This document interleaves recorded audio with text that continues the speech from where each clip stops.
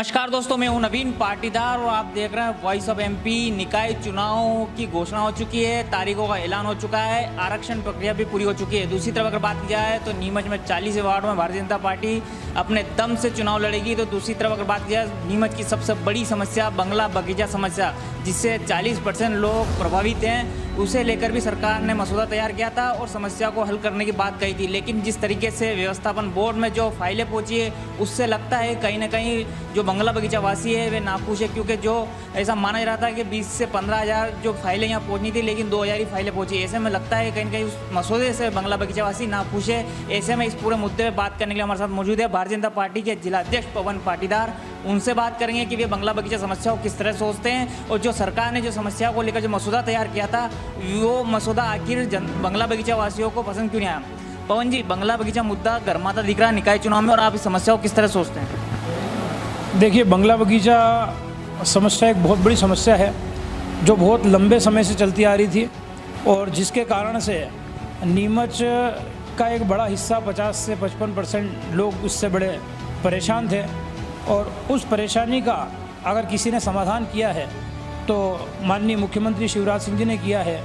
हमारे नगर पालिका के उस समय निवर्तमान अध्यक्ष राकेश पप्पू जी जैन, सम्मानीय विधायक दिलीप सिंह जी परिहार, सांसद सुधीर जी गुप्ता, इन सब लोगों के सामूहिक प्रयासों के कारण से बंगला बगीचा जैसी समस्या जो लंबे समय से चलती आ रही थी और जिस समस्या के समाधान के लिए लंबे समय से नीमच क्षेत्र के सभी जागरूक जनता और जो निवासरत बंगला बगीचा में निवासरत जो जनता है वो काफ़ी लंबे समय से मांग कर रही थी, और उस मांग को और उस समस्या का समाधान अगर किसी ने किया है तो भारतीय जनता पार्टी की सरकार ने किया है। जिस तरह आपने समस्या के समाधान की बात कही, लेकिन जो फाइलें वहाँ पहुँचनी थी, जितनी बड़ी तादाद में फाइलें पहुँचनी थी व्यवस्थापन बोर्ड में, सिर्फ 2,000 फाइलें पहुँची।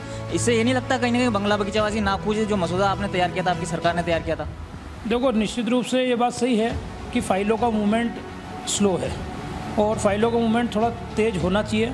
इस मामले में प्रशासन से, कलेक्टर से, जो संबंधित अधिकारी जो इससे संबंधित बिठाए गए हैं, उनसे कई बार बातचीत कर कर और फाइलों को तेज़ी से मूव करवाने का काम भी किया है हमने बीच बीच में।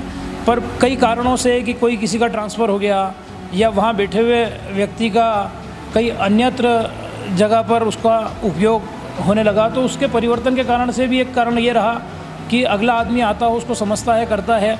और शुरुआती दौर में भी ये थोड़ी परेशानी ये रही कि बंगला बगीचा थोड़ी जटिल समस्या थी और समाधान के बाद में उस पर कैसे चलना, उसको लेकर भी थोड़ा कहीं न कहीं जो पूरी प्रक्रिया है वो धीमी चली।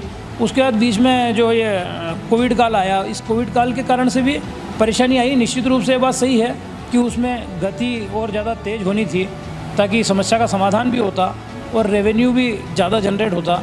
पर ऐसे कुछ कारण रहे जिसके कारण से ये दिक्कत रही, पर ये हमारे संज्ञान में भी है और कहीं न कहीं इसका मूवमेंट तेज़ हो, इस दिशा में भी हम लोग चिंतित भी हैं। और थोड़ा अब वहाँ पे जो लोग बिठा दिए गए हैं और जो अभी चीज़ें तय कर दी गई है, उसके कारण से मूवमेंट फास्ट होगा।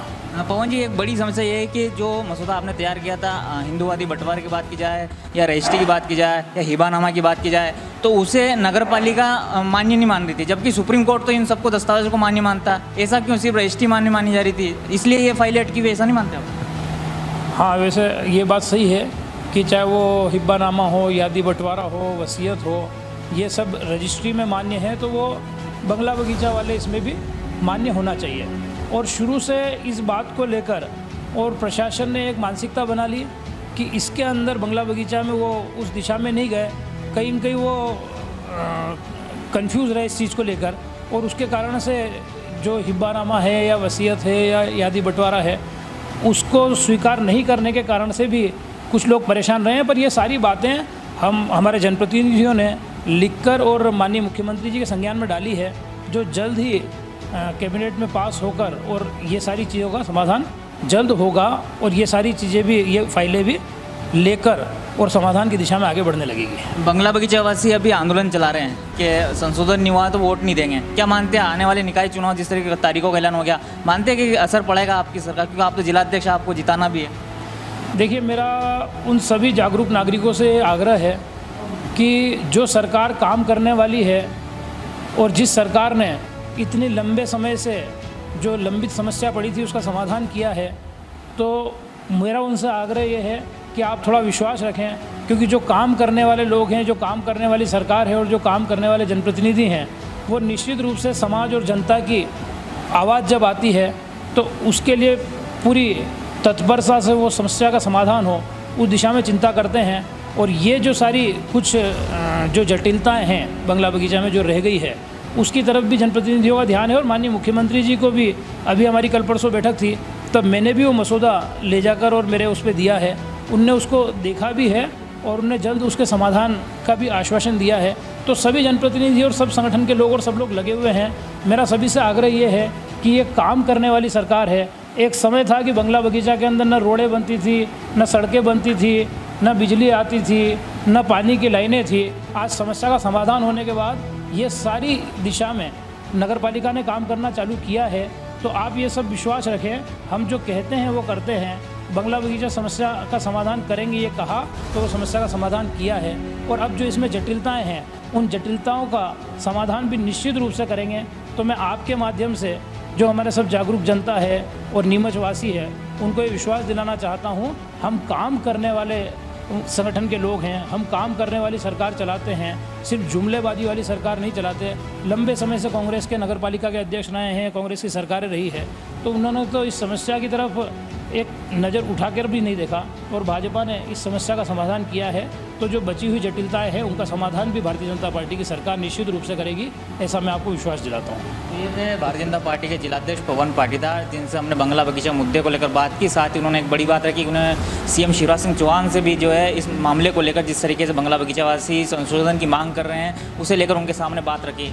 यह तब तक का अपडेट। इस तरह अपडेट के लिए बने रहे हमारे साथ। जय हिंद, जय भारत।